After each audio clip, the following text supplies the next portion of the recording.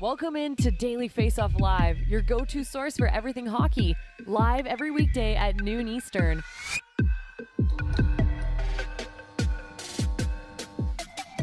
Welcome in to Daily Faceoff Live, presented by Betano.ca. The game begins now at Betano. 19 plus, please play responsibly. He's former NHL netminder, current Daily Faceoff analyst, Mike McKenna. Mike, how you doing? Man, I am doing great, Frank. I have a little bit of reverb going in my background, so I got to fix that real quick. How are you doing? I'm good. Yeah, last night you could take that slate of games and just hook it right into my veins. There was so much happening. Let's throw 2 minutes and 30 seconds up on the clock with some significant playoff implications in all of those games as well. And none bigger than the Chicago Blackhawks visiting the Calgary Flames. We were all sort of salivating, frothing at the mouth, about Wednesday night's matchup between the Calgary Flames and the Winnipeg Jets. However, it was incumbent upon the Flames to beat the Hawks first. Win your game, have a chance to be in the driver's seat in the wild card race against the Jets with a win on Wednesday night in Winnipeg, and they dropped the ball. In this case, the Blackhawks end up sweeping the season series 3-0 against the Calgary Flames. And this ended up being a crushing loss for both teams. And I know that sounds funny to say for a team that won, but the Blackhawks in this case went from 32nd in the Connor Bedard sweepstakes up to 30th, significantly reducing their odds. And in this case, the Calgary Flames, well, the Jets have a chance to put a nail in that coffin tonight. Yeah, it's pretty amazing last night to see where this was just such a typical game for the Flames, wasn't it, Frank? They don't score first, and there's only one team in the league that's worse than the Flames if they don't score first. That's the San Jose Sharks. So they were already behind the eight ball from the beginning, and it was a very typical Calgary game. They outshot Chicago, they outchanced Chicago, but they found a way to lose. Markstrom gets beat clean on a shot, a couple of odd man rushes. Kadri one-hands a puck behind the net.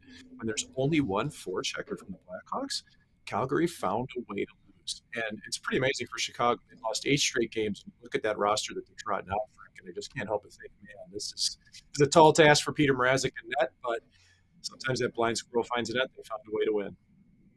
Yeah, I just don't understand if you're Calgary how you let Andreas Athanasiou come into your building and essentially end your season. So much on the line. I don't know if they were overlooking the Blackhawks in this case due to the recent poor run that they've been on, or if they were just frankly looking ahead to the Jets on Wednesday. Look, with a win on Wednesday, the Winnipeg Jets have a chance to essentially be 5 points clear of the Calgary Flames with just 3 games to play for Calgary. So that would pretty much do it. Even a win for the Flames on Wednesday night, they would still be a point back because they don't own the tiebreaker as you take a look at the latest Western Conference standings. And of course, the Jets would end up still having 1 game in hand. This was all there on the table for the Flames. It was all there for the taking to set up an enormous Wednesday night, and they just couldn't get the job done against the Winnipeg Jets, Mike. Yep, and it's you think when you've got this much of a chance to push, and you know what your next game's going to be, and you got the Blackhawks coming in, it's got to be there. They just continue to find ways to lose in Calgary. Too mid, not enough kill, man. They've got to be harder like that, and I don't see the path forward to the playoffs at this stage. Yeah, I agree. They don't deserve it to get in after losing to the Blackhawks 0-2-1 against the Hawks this year, a team quite literally not trying to win. And as mentioned, it was crushing for the Hawks. They go from 32nd to 30th. And as we have on the Bedard watch on dailyfaceoff.com, the Anaheim Ducks are now in the driver's seat, a 25.5% shot at Connor Bedard with 9 days to play in the NHL's regular season. Mike, that brings us to the Edmonton Oilers and the Los Angeles Kings, who had a potential first-round playoff preview on Tuesday evening in Los Angeles. And when you look at this grinded-out affair between the Oilers and Kings, I think we're all looking forward to what could be an incredible first-round matchup on a slate of potentially a few of them when you really look at the way the bracket is shaping up. You could have the Hudson River rivalry between the Rangers and Devils. You could have what's already locked in, the Tampa Bay Lightning and the Toronto Maple Leafs with so much on the line for the Leafs. But I think this might actually be the best first round series if it comes to pass. A rematch of last year, a series that went 7 games. And when you think about how much better the Kings are than they were last season, adding a new leading scorer in Kevin Fiala, significantly changing their goaltending with Joonas Korpisalo. But I would expect it to be a little bit more free-flowing than the game that we saw on Tuesday night. Was this a sign of things to come? Is this maybe not the juicy matchup that I think it is? I thought it was great hockey. So for me, yeah, it was, but I'm also defensive-minded being an old goaltender, and I loved seeing Stuart Skinner and Phoenix Copley go head-to-head last night. Both were extremely good. This was a really tight-checking game, and for me, it really shows how good that 1-2 punch is down the middle for the Los Angeles Kings. Between Kopitar, Philip Danault, they check Connor McDavid, Leon Draisaitl as well as anybody in the NHL. And 5-on-5, they made the game really tight for Edmonton. It turned into a special teams battle. Edmonton was better. They scored 2 goals on the power play. LA couldn't convert 0 for 4 on theirs. But for me, like I'm watching and the goalie in me's thinking, man, I'm really hot on Stuart Skinner right now. He looked awesome last night. Very in control, patient on his edges, and he's been so consistent this year. In his last 15 games here, his record kind of speaks for itself. 11-1-1, 269 with a 911 save percentage. But look at that compared to his full season, Frank. 284, 911. Yes, man. Like, you know what you're getting with this guy, but he's also starting to get the run support later in the year. Early in the year, he wasn't getting the wins because the team wasn't scoring as much in front of him for whatever reason. I think he's played great for them. I like the strides he's taken. And yes, this would be a really interesting matchup between these two teams, not just because of the scoring for me now, but because both clubs have a goaltender that can play this season. Yeah, it's been a marked change from last year to this year.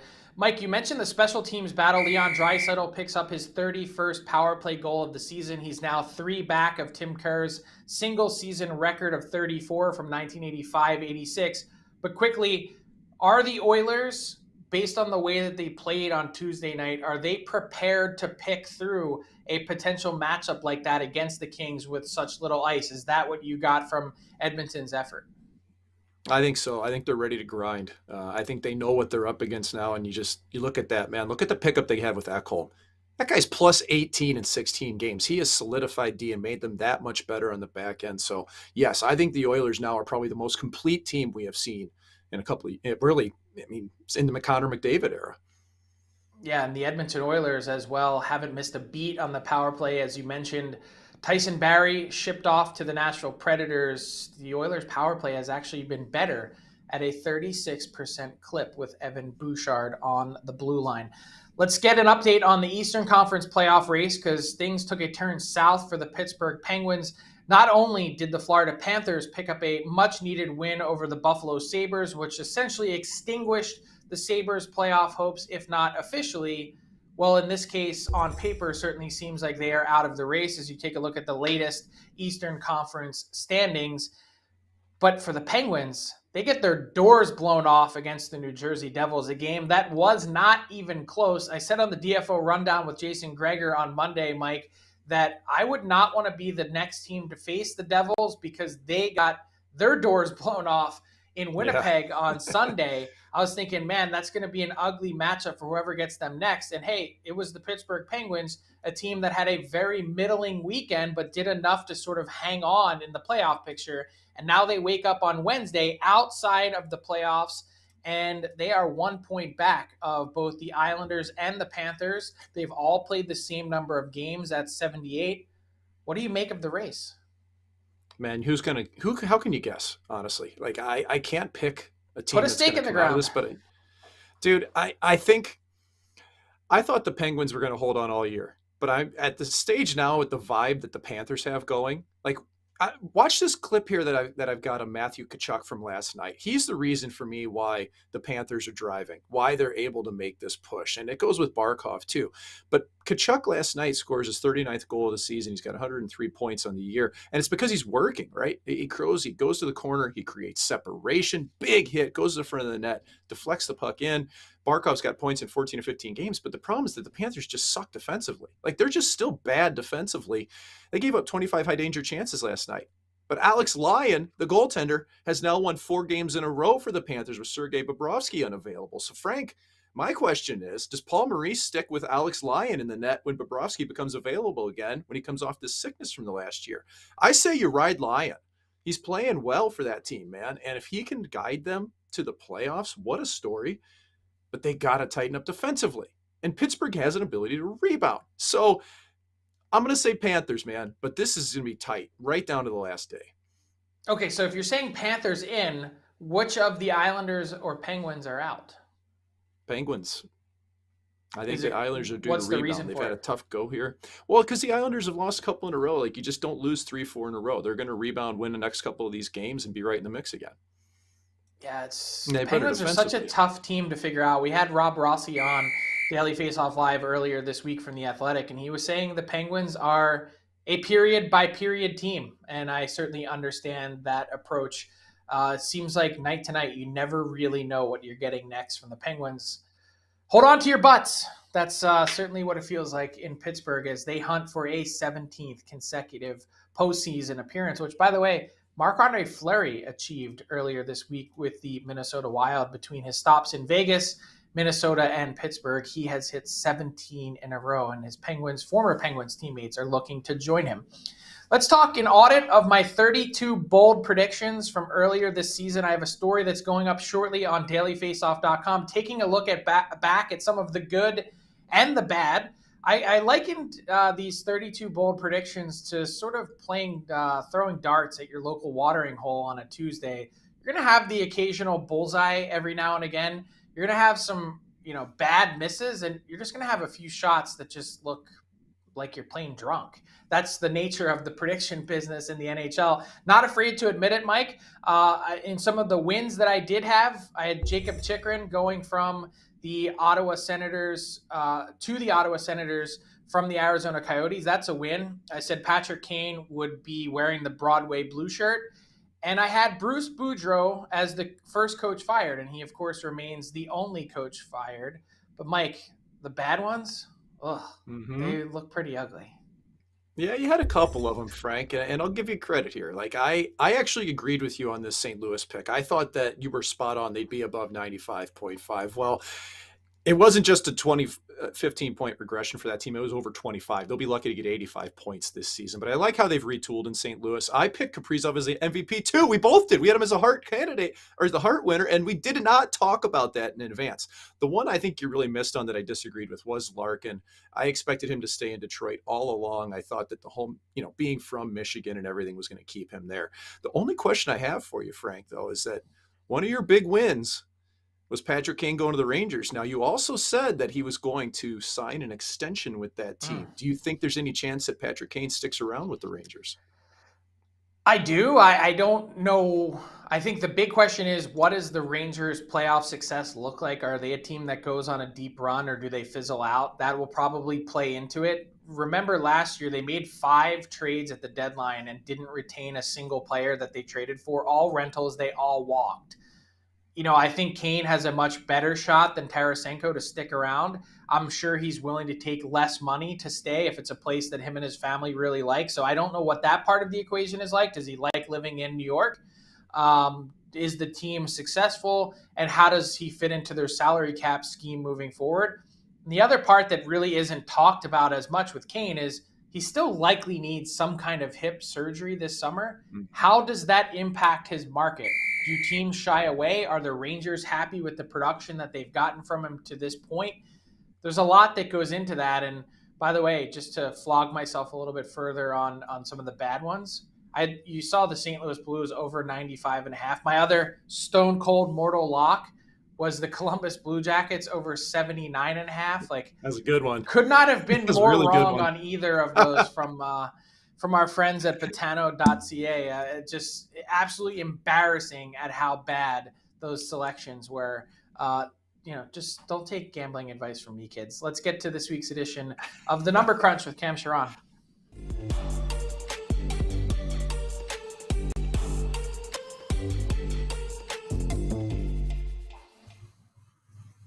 Pleased to welcome back Cam Charron, former Toronto Maple Leafs front office analyst, for this week's edition of The Number Crunch. And Cam, There's a lot to still settle in this season. The playoff chase isn't the only interesting race at this point. There's several end-of-year awards that are still up for grabs. Some are locked down. Some don't have clear frontrunners, though. So let's start with the Calder. Which player do you think has been the best rookie this season? No doubt that Matty Beniers is getting a lot of love, but if I were to vote right now, I think my number one choice would be Stuart Skinner. What say you? I think Skinner is a pretty good choice, to be honest. And I know that when we were talking about this mid-season, we kind of had Logan Thompson and Pyotr Kochetkov on our list as well. Skinner has, of course, continued to be. I think he's a starter in Edmonton. I'd be kind of shocked if he didn't start Game 1 of the playoffs for them. But I still think that one problem I have is that Matty Beniers hasn't really run away with it this year, so to speak. And this is just something I pulled up. These are stats from naturalstattrick.com, and just kind of how not complicated, but just if you wanted to simplify it and put all the rookies and just as some really surface level of their advanced stats. So basically their time on ice per game at 5-on-5, their 5-on-5 points, scoring chances, for percentage, and relative. You can see that Matty Beniers doesn't really jump off the page at you. What I really like is that he does play those heavy minutes, not necessarily heavy minutes. Like he's not going to get the number one matchup every night, but he's usually going to get the primary or the secondary matchup. Him and Alex Swenberg have generally split those duties throughout the year. And last time that they played Edmonton at home, Matty Beniers actually got the Connor McDavid matchup. One thing that Beniers has done, despite not really scoring in the last 20 games or so, is that he's still maintained a pretty high points per 60 rate. Although the team, they don't seem to generate a whole lot of scoring chances when he's on the ice. Now, there's a problem with that, obviously, because a lot of these rookies, and I'm looking particularly at Jack Quinn, who's lower down the list for time on ice, he's getting sheltered a lot. So that helps his scoring chance, for percentage, and his relative stats.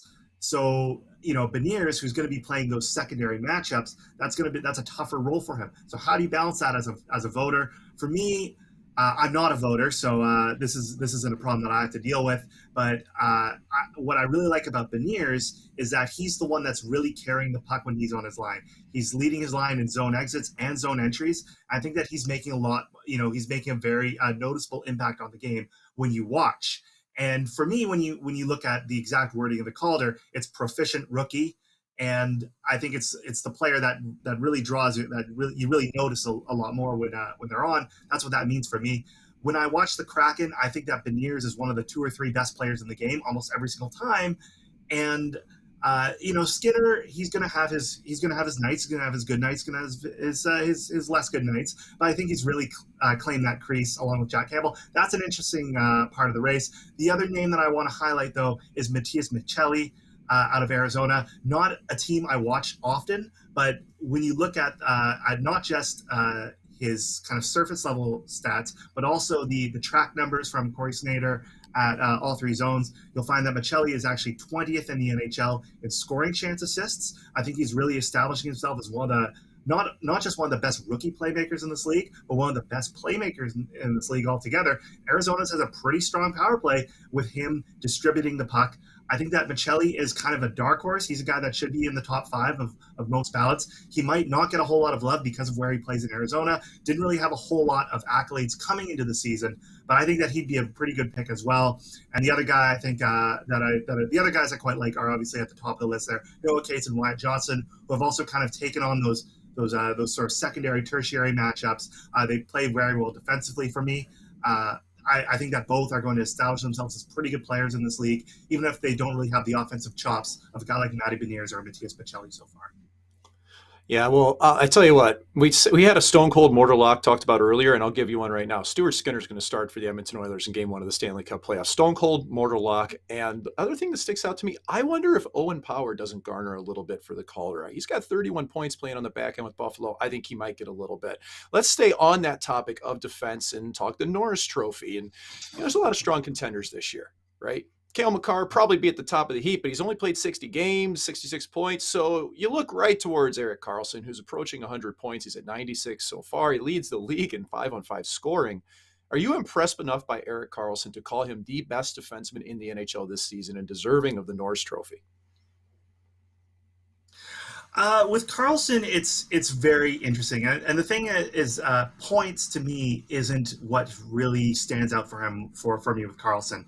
The thing that really stands out for me is that when you look at relative 5-on-5 goals, so basically when Carlson's on the ice versus when Carlson's off the ice, there's a difference of 1.6 goals per 60 minutes between the Sharks when he's on and off, and that's by far the best in the NHL. That's the same. The gap between him and Vince Dunn at second is the same as Vince Dunn and Matt Grzelcyk at seventh. So for me, it's really hard with defensemen because they're not usually the ones touching the puck leading up to goals and getting the points. But what defensemen tend to do is they create the conditions that lead to offense. And Carlson's been elite at both this season. He's not just creating those conditions by being very good with the puck in his own end, breaking it out, pushing the pace, turning, and just sort of speeding the game up, making sure that the Sharks get possession and exit with possession. But he's also being very active in the offensive zone, finding a lot of empty sticks. He's third in the NHL among defensemen in scoring chance assists per 60 minutes.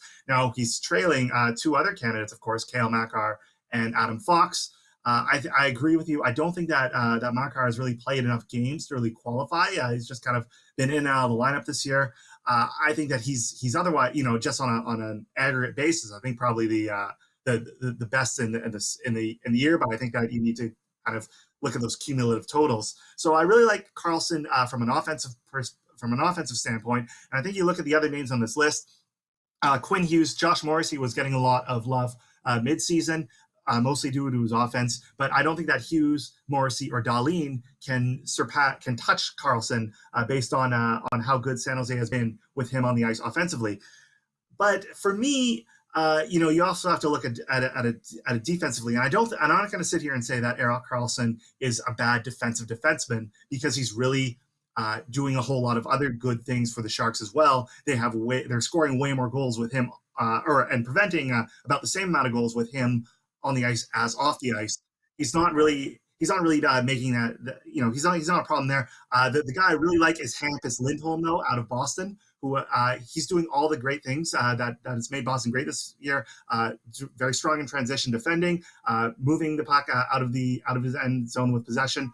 I think that he's been the strongest defenseman for me. It's been a great pairing with him and Brandon Carlo, and he's only received one fourth place vote in his career. I would like to see him get a little bit of love this year. He'd be my number one choice. He'd be your number one choice for NARS. Hampus Lindholm, I think, is my guy. Wow, interesting. I was going to ask you because, we're out of time, Cam, but, the case you presented for Karlsson is really interesting if this was, best offensive defenseman, but that's not what the award is. And that's what I kind of struggle with the most when you try and balance. Yeah, the offensive production is important. It's also not most valuable defenseman because that's probably what Karlsson would be, as you mentioned, to the Sharks. It's the actual wording of the award is all around defenseman. And I kind of have a hard time looking past someone like Josh Morrissey because you think of the first 5 years of his career, we thought of him almost exclusively as a shutdown defenseman who was taking on the toughest minutes. And now all of a sudden he's added this offensive flair to his game. He's just under a point per game. And he kind of speaks, at least to me, to this season to be all around. So it's going to be a tough one for voters to wrestle with. Lots to consider. Thanks to Cam for your insight on this week's edition of The Number Crunch.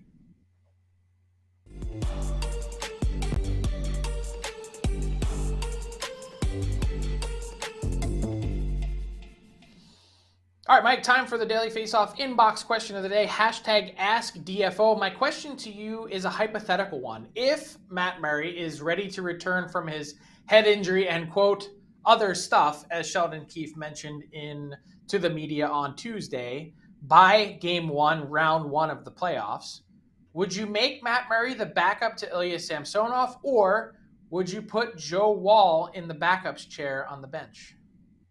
Yeah, you'd put Murray there because that goaltender's not coming into play. My question is Joseph Woll the best goalie in Toronto? I think it's a real question worth asking. I know he doesn't have a lot of experience. I know you can't rely on that if you're going towards the playoffs. But man, if I had to start one of those three goalies and it was the beginning of the season, it'd be Joseph Woll. We'll see what happens in the playoffs, though. I think you'd put Murray on the bench because he's been there all season. You still have that dynamic, man. It's Samsonov and Murray. They were your guys. You don't want to cast somebody out of that circle.